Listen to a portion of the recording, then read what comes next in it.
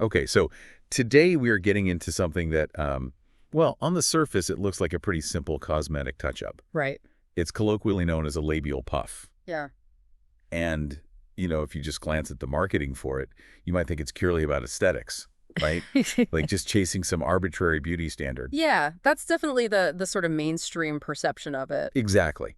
But what's crazy is that over half of the women sitting in those waiting rooms aren't there for vanity at all. No, not at all. They are actually there because just, simply sitting on a bicycle or wearing tight leggings or having penetrative sex is causing them agonizing physical pain. Yeah, and that completely flips the script, I think, on how we typically view cosmetic medicine, because we're looking at this space where, biology and natural aging and aesthetic surgery all kind of collide in this really messy, complicated way. Right. Because medically, this procedure is called labia majora augmentation. And when you actually dive into the clinical data, you realize this isn't just about how a body looks. I mean, it is fundamentally about women's functional anatomy and their daily quality of life. Which is exactly what we are going to unpack today in this deep dive. So we're looking at a pretty wide stack of sources here. We've got clinical trials like the Issa Lane study.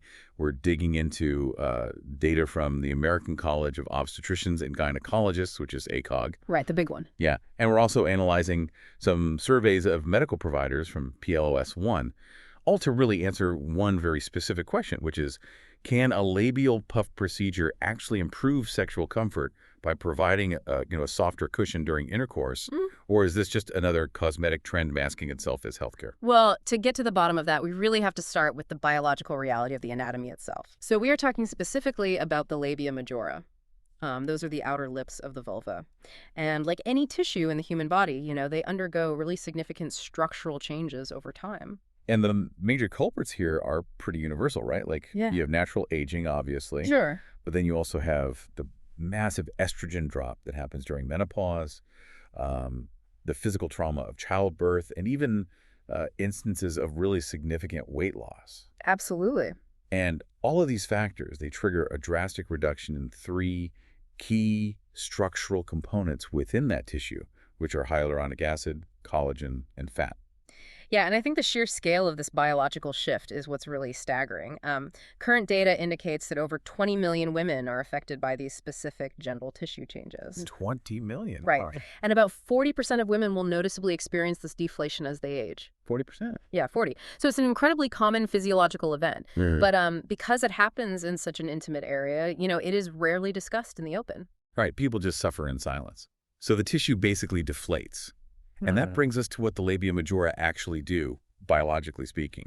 Because they aren't just there for visual appeal. No, not at all. Their primary anatomical job is to protect the labia minora, the inner lips, and the vaginal introitus, which is the opening of the vagina itself. Exactly. They act as the body's natural barrier. So they are a physical shield designed to absorb friction and sort of blunt any physical impact. Right. So I was trying to visualize this when I was reading the sources, and it really made me think of the cushioned insoles inside a really good pair of running shoes. Oh, that's a good way to look at it. Yeah, like when you first buy them, those insoles are super plush, right? They absorb all the shock from the pavement, and you can run for miles without really feeling a thing. Right. But as you use them over the years, those insoles wear out, they flatten over time, they lose their foam and their padding, and suddenly you feel every single pebble on the road. That is literally the perfect way to understand the mechanics of what's happening here.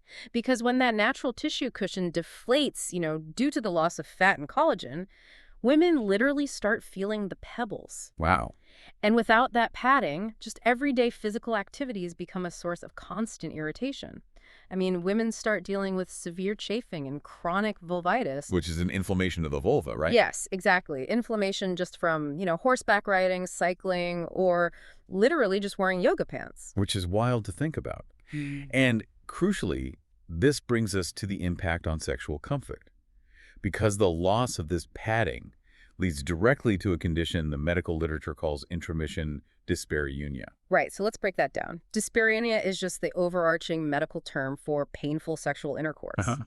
But intromission refers specifically to the initial act of penetration and the friction that immediately follows it. So when the labia majora lose their volume and they deflate, that soft anatomical buffer is just gone. The insole is gone. the insole is gone. So the friction against the surrounding tissues increases dramatically. And that transforms what, should be a pleasurable experience into a really highly painful one. And this is not a fringe complaint either, Mm. or like a rare side effect. Mm. Because the research shows that 52.2% of women seeking labial enhancement are doing so primarily because of these functional physical discomfort. 52%, over half. Over half. They're walking into these clinics because it physically hurts to have sex or to just ride a bike. And shifting our perspective to recognize that functional pain, it changes the entire framing of the procedure. It forces us to look at it not as some vanity project, but as a legitimate quality of life intervention. Right, absolutely. So, okay, if the body's natural shock absorbers are wearing out and flattening, how is modern medicine actually replacing them? Like, how are we putting the padding back into the shoe? Well, there are two primary methods being utilized right now. The first, and by far the most increasingly common, is the use of hyaluronic acid, or HA fillers. Okay, HA fillers. People might recognize brand names like Juvederm or Restylane or Deserial. Oh, yeah, Kind definitely. of like facial cosmetics, right? Like lip fillers or cheek enhancements. But they are highly active in this space down there as well. They are. So let's get into the mechanics of that, because it's interesting. It's a minimally invasive procedure, usually takes about, 15 to 30 minutes in a clinic under local numbing. So no general anesthesia. Right, you're awake. And the clinician injects a specific formulation of HA molecules. But the structure of these molecules is highly engineered. They are cross-linked, and the particle sizes are very specific, typically ranging from around 800 to 1,000 micrometers. Wait, okay, let's pause there. Crosslink. Why does the specific size and the cross-linking matter so much? Because that specific manufacturing process dictates exactly how the filler behaves once it's actually inside the tissue. Like if the particles are too small, your body's just going to metabolize them instantly and they disappear. Oh, I see. But if they are too large, they form hard lumps, which you obviously do not want. So hyaluronic acid is naturally hydrophilic, meaning it loves water. Okay. So once it is injected, these precisely sized cross-linked molecules do two things. First, they instantly restore physical volume just by taking up space. And second, they continuously draw in and hold moisture from the surrounding tissue. Oh, wow. So it creates a really stable, hydrating gel cushion. Exactly. So if the molecule is hydrophilic, I imagine it's acting kind of like a microscopic sponge, like just pulling water from the surrounding tissue to stay plump and active. That is the exact mechanism, yes. It's not merely the physical volume of the gel that provides the cushion, it's the water it traps and holds in place. But because it's hyaluronic acid, it isn't a permanent fix, right? No, unfortunately it's not. The body has enzymes that naturally break down and metabolize hyaluronic acid over time, so the functional results typically last anywhere from 6 to 18 months. Though some, highly specialized formulations can stretch closer to maybe 24 months before you need a top-up injection. Gotcha. Now, if a patient wants a permanent solution and they don't want to keep coming back every year, the alternative method is autologous fat transfer, which is usually just called fat grafting. Right. And this involves harvesting the patient's own fat, typically using liposuction on the abdomen or the thighs. They take that harvested fat, they put it through a purification process to separate the viable fat cells from the blood and oil, and then they inject those pure fat cells directly into the labia majora. Yeah, and the main advantage of fat grafting is that longevity. Because you are using your own living tissue, if the fat graft establishes a blood supply and survives the transfer, the results can be permanent. Right. However, it is a much more involved surgical procedure. It requires sedation rather than just local numbing, and the downtime is significant, usually around 10 to 14 days of recovery. Which is a lot compared to the HA fillers, where you basically go right back to normal activities. But wait, I need to stop you there and just push back a little on the whole concept. Sure. Because we are talking about taking synthetic gel or purified fat and injecting it directly via a needle into literally one of the most sensitive areas of the human body. Yeah. Doesn't that risk just burying all the nerve endings? Yeah. Like, aren't we just numbing the area or ruining sexual sensitivity by packing it full of padding? It is easily the most common and perhaps the most logical concern that patients have, but the specific topography of the anatomy actually works in our favor here. How so? Well, we have to clearly differentiate between the labia majora, the labia minora, and the clitoris. The labia majora, the outer lips where the actual injection takes place, they have vastly fewer nerve endings than the inner labia or the clitoris. Okay. And those inner structures are the primary dense centers for sexual arousal. Ah, okay. So the padding is going exclusively into the less sensitive outer bumper and keeping completely clear of the highly sensitive inner workings. Yes. And on top of that, the injections are performed superficially.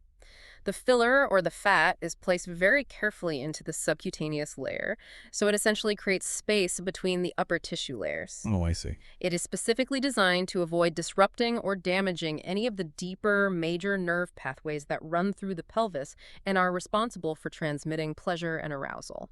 Okay, well, that makes perfect sense. The nerves are safe. Mm-hmm. But that brings us to the absolute core of our question today, like our mission for this deep dive. Right. Does it actually work? Right. We know how the padding gets put back, and we know it doesn't sever the nerves, but does it actually improve sexual comfort? Like, does it cure the dyspareunia? The clinical evidence points to a resounding yes. We can look at the East study as a prime example here. This was a clinical trial that, along with several others, tracked women over months using a really highly validated medical metric called the Female Sexual Function Index, or the FSFFI. Okay, let's clarify the FSFI for a second. It's basically a standardized clinical questionnaire. Right. And it scores different domains of a woman's sexual function on a scale that goes up to 36. Correct. And the critical threshold on that 36-point scale is 26.55. So if a woman scores below 26.5, she is clinically categorized as having sexual dysfunction. Wow. Okay. So what happened in the East study when women who were experiencing this pain and dysfunction actually received these labial puff treatments? The post-treatment data was just remarkable. The study showed significant, measurable improvements across every single domain of the FSFI index. Everything. Everything. Patients reported profound increases in arousal, much better natural lubrication, a more consistent ability to reach orgasm, and a sharp, definitive decrease in dyspareunia, the actual pain during intercourse. And the statistic that really jumped out at me from those sources was that in one of these studies, over 75% of the patients surpassed that 26.55 threshold after their treatment. Yeah, that's a huge number. Right. Meaning this single procedure literally moved 3/4 of the participants out of the clinical sexual dysfunction category entirely. And it placed them back into the range of normal, healthy sexual function. I mean, it represents a massive shift in a patient's daily quality of life. It really does. Yeah. But what is the actual mechanism making that happen? We established the whole physical bumper effect, right? Yeah. Like you put the padded insole back in the shoe, it stops hurting when your foot strikes the pavement. But is that the whole story? Like, is it just a physical shock absorber blocking the friction? No, it goes much deeper than that. And this is where the biology gets incredibly elegant, I think. Because the labia majora aren't just blocks of fat. They contain a really high density of sweat and sebaceous glands that produce natural lubricating secretions. Right, okay. And when that tissue atrophies and shrinks with age or estrogen loss, the entire anatomical structure loses its ability to properly retain, distribute, and utilize those secretions. Oh, man. So it's a structural failure that inevitably leads to a moisture failure. Yes, exactly. So by restoring the physical volume of the labia majora, the procedure allows the anatomy to close properly again. It seals it back up. It seals it. Yeah. And this anatomical seal helps retain those natural lubricating fluids. It drastically reduces ambient friction and actively combats vaginal dryness, which is, one of the massive underlying contributors to the pain of dyspareunia. Right. And then you combine that with the hydrophilic nature of the HA fillers we talked about, their ability to basically pull water into the area, and you are actively hydrating the surrounding tissue from the inside out. Exactly. It's a dual approach. But, the physical mechanics are fascinating, sure, but the psychological data might actually be even more compelling. Oh, yeah. Because the clinical literature dives really deep into how improved genital perception scores basically act as a catalyst for this amazing upward spiral in sexual health. Yeah, we really cannot overstate the psychological factor here. When a woman has experienced chronic pain during sex, she begins anticipating that pain before it even happens. Like the anxiety just builds up. Exactly. Her body naturally tenses up in defense, and that muscular tension ironically increases the physical friction, which then causes more pain. It is a completely vicious, self-fulfilling cycle. But when you remove that baseline physical pain with the cushioning, and you simultaneously alleviate the anxiety she might feel about her changing appearance, You break the cycle. You break it. And that psychological relief allows the nervous system to relax, which directly enhances erotic sensation, allows for better blood flow, and skyrockets overall sexual satisfaction. I mean, the mind and the body are completely intertwined here. They really are. The reduction in baseline anxiety and the boost in positive body image, it creates this permissive neurological environment for arousal. And that arousal further improves natural lubrication. It is a cascading positive effect that all just starts with a simple physical cushion.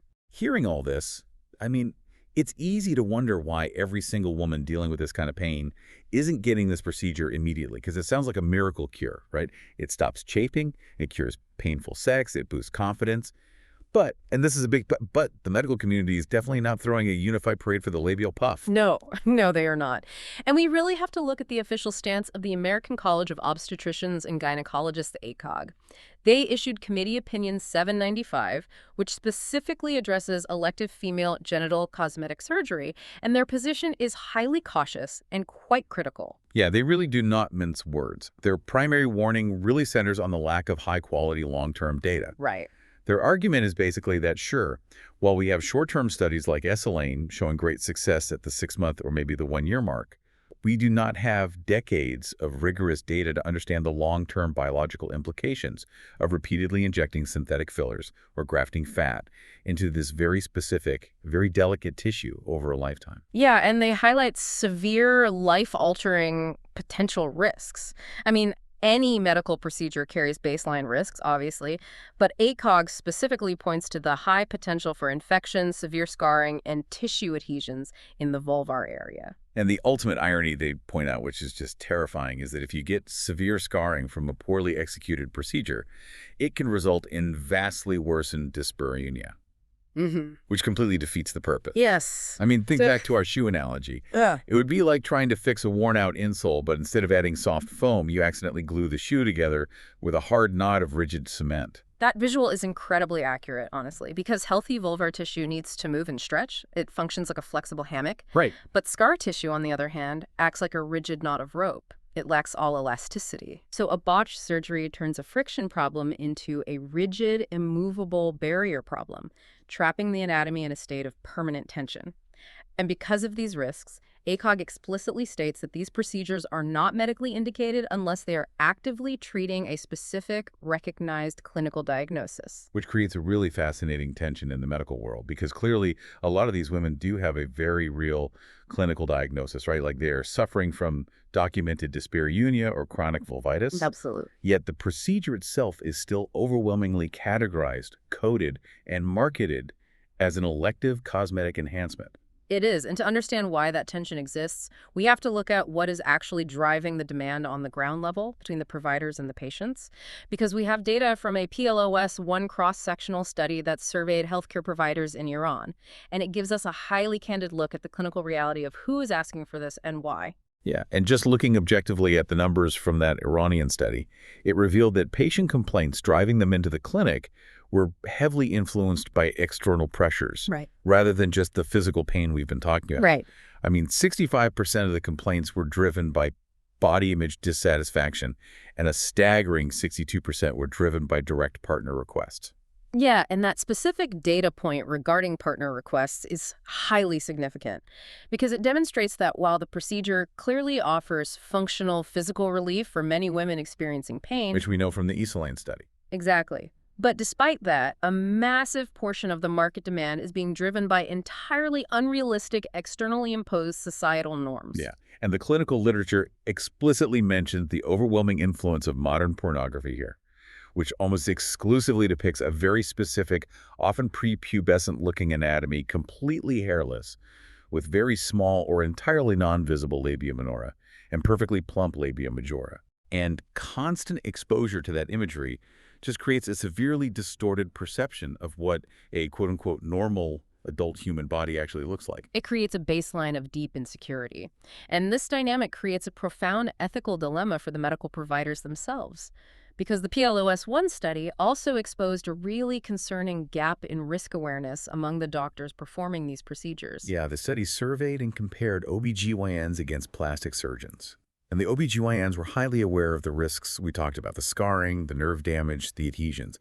But the plastic surgeons surveyed had a surprisingly low awareness of the short-term risks of these specific genital procedures. Which is wild. But it really comes down to the fundamental lens through which these two disciplines are trained to view the human body. Right. OBGYNs are trained to view the vulva as a highly functional reproductive organ system where elasticity and health are paramount. But plastic surgeons, while highly skilled, are primarily trained to view tissue through an aesthetic and proportional lens. And that aesthetic focus can basically create a blind spot regarding the long-term functional complications that are totally unique to genital tissue. Exactly. But despite that massive difference in perspective, there was one major area where both the OBGYNs and the plastic surgeons in the study completely agreed. Mandatory psychological counseling. Yes. Both disciplines strongly agreed on the absolute necessity of rigorous psychological screening before any genital surgery takes place. Right. Because this step is crucial to screen for conditions like body dysmorphic disorder, where a patient has a pathologically distorted view of their own body. And it's also vital just to ensure that the patient's expectations are realistic and that they aren't being coerced into the surgery by an overly demanding partner or by, a media-induced complex. Right, making sure they're doing it for themselves and for the right reasons. So let's sort of synthesize all these different threads we pulled today, because we set out to answer whether the labial puff actually improves sexual comfort or if it's just a heavily marketed cosmetic trend. And based on the clinical trials and the anatomical data we've reviewed, I think the answer is complex but definitive. Yes, a labial puff can indeed significantly improve sexual comfort. By restoring that vital anatomical cushion. Exactly. By buffering the friction and helping the tissue retain natural lubrication, it effectively addresses the root mechanics of dyspareunia and chronic chafing. I mean, the Easeling study and those drastic improvements in FSFI scores prove that it offers real, measurable, functional relief for women in pain. But it is a real medical procedure with serious permanent risks. It is not just a casual, risk-free trip to the med spa for a quick aesthetic touch-up. Not at all. The ACOG warnings about severe scarring, infection, and the potential to actually make sexual pain worse cannot be ignored. And knowing that the demand is so heavily skewed by societal pressure and partner requests, well, it means the core motivation for getting the procedure has to be carefully and sometimes uncomfortably examined. Ultimately, I think the most important takeaway here is the value of health literacy. Because understanding the biological protective function of your own anatomy is the absolute best way to cut through the marketing hype of these designer aesthetic trends. Right. When patients truly understand the mechanics of why they are experiencing discomfort, the natural loss of HA, collagen, and fat, they can make empowered decisions based on their own physical comfort and their long-term health, rather than just chasing an impossible visual standard imposed by the internet. It's all about claiming ownership of your own physical comfort, which actually leads me to a final thought I want to leave everyone with today. Let's hear it. Okay, so if targeted HA fillers and fat grafting can genuinely reverse the painful physical symptoms of genitourinary aging, Yeah. if they act as a literal functional cure for conditions like chronic vulvitis and dyspareunia, actively getting women out of agonizing physical pain so they can, just ride a bike or have a healthy sex life, at what point should the medical insurance industry stop dismissing the labial puff as a frivolous, out-of-pocket cosmetic procedure? Like, when do we stop calling it a vanity project and start recognizing it and funding it as essential reconstructive healthcare? That's a great point, because if a patient needs a new biological shock absorber in their knee to walk without pain, we consider that essential orthopedic surgery and we cover it. Exactly. If the insole is worn out and every step hurts, you shouldn't have to pay a luxury cosmetic tax just to stop feeling the pebbles. Something to think about.